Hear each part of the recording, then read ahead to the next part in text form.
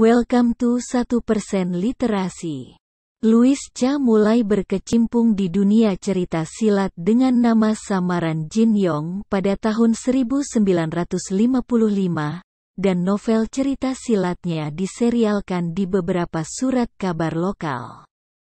Pada tahun 1972, ia telah menulis 15 novel yang sangat populer yang masih diminati hingga saat ini oleh para pembaca di seluruh dunia. Dalam fiksi seni bela diri yang dibangun dengan baik, Jin Yong memadukan sejarah Tiongkok dengan dunia persilatan, dunia bawah para pendekar, dan menciptakan segudang karakter unik dan khas.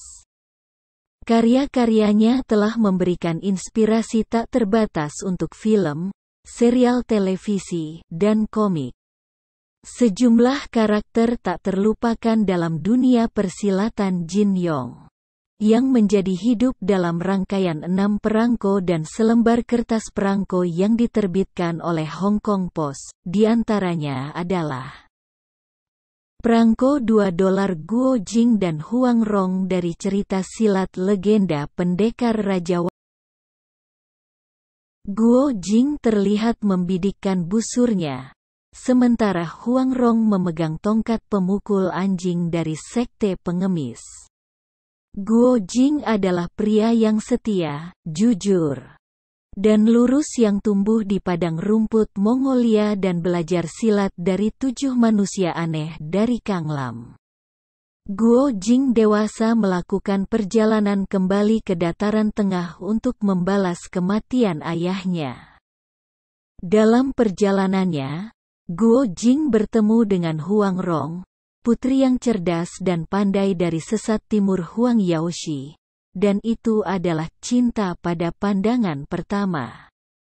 Pasangan itu kemudian menjelajahi dunia Kangou bersama, di bawah bimbingan beberapa master seni bela diri dan gurunya pengemis utara Hong Qigong, yang mengajarinya 18 telapak tangan penakluk naga. Guo Jing berlatih keras dan akhirnya berhasil menjadi jagoan seni bela diri. Perangko $2.60 Chen Jialuo dari cerita silat Putri Harum ditampilkan pada perangko $2.60. Ini adalah Chen Jialuo, protagonis dari novel cerita silat pertama Jin Yong. Berpengalaman dalam sastra dan ilmu silat, pria tampan ini ternyata adalah adik dari Kaisar Qianlong. Setelah meninggalkan rumah pada usia yang sangat muda untuk melarikan diri dari bahaya, Chen belajar seni bela diri yang luar biasa dari gurunya Yuan Sixiao, dijuluki pahlawan eksentrik dari kolam surgawi, dan kemudian menjadi kepala masyarakat Bunga Merah, sebuah organisasi rahasia yang bertujuan untuk menggulingkan kekaisaran Qing dan memulihkan kekaisaran Ming. Perangko $3.40 Ling Hu Chong dan Ren Yingying dari cerita silat pendekar hina kelana. Perangko seharga $3.40 menampilkan Ling Hu Chong dan Ren Yingying. Ling Hu Chong yang yatim piatu diambil sebagai murid oleh Yue Bukun, pemimpin dari Partai Hoasan di Aliansi 5 Pedang. Dengan sifat riang dan santai, Ling Hu Chong tidak memenuhi harapan gurunya, dan dikirim untuk tinggal di tebing untuk merenungkan dan bertobat atas kesalahannya. Di tebing, Ling Hu Chong bertemu Feng Qingyang yang mengajarinya jurus pedang 9 pedang dugu, yang membuatnya dikeluarkan dari sekte tersebut. Ling Hu Chong secara tak terduga mewarisi ilmu pedang luar biasa, dan bertemu belahan jiwanya Ren Yingying. Mereka sangat cocok dan hidup bersama secara harmonis.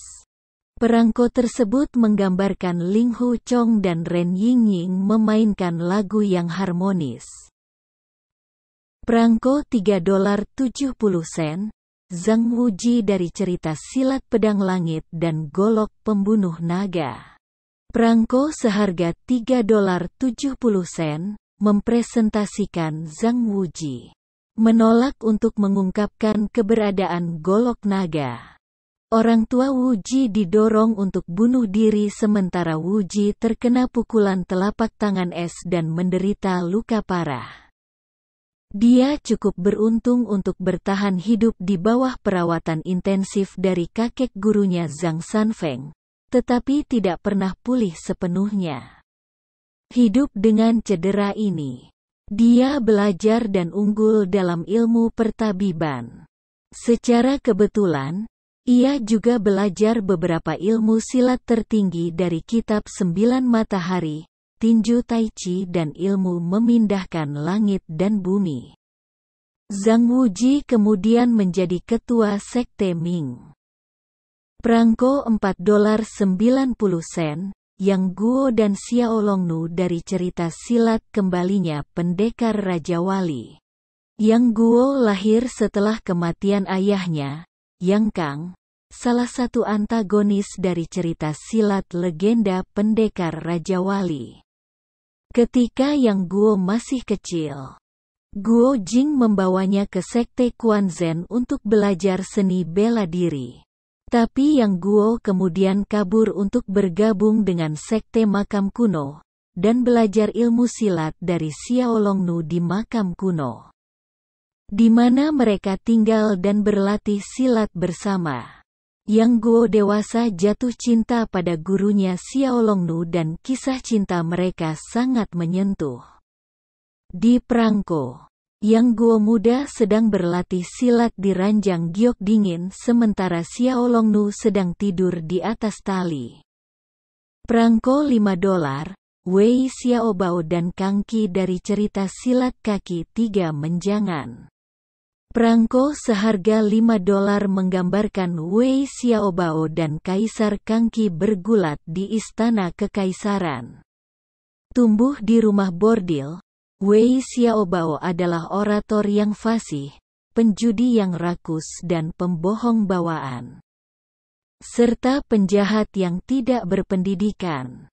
Dia menyamar sebagai seorang kasim bernama Xiao Guizi dan ditahan di istana kekaisaran oleh seorang kasim tua. Wei Xiaobao pertama kali bertemu Kaisar Kang Qi, yang menggunakan alias Xiao Xuanzi, di ruang pelatihan di istana dan keduanya menjadi sahabat, memulai petualangan luar biasa yang legendaris. Perangko $10, Qiao Feng, Su Zhu dan Duan Yu dari cerita silat pendekar negeri Taili. Lembar perangko seharga $10, menampilkan 3 saudara angkat dari pendekar negeri Taili. Pria yang baik hati dan jujur di sebelah kiri adalah saudara kedua Su Zhu.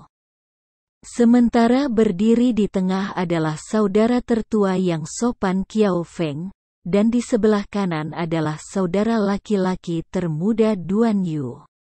Tumbuh di komunitas Han, Qiao Feng kemudian mengetahui bahwa dia berasal dari wilayah Khitan.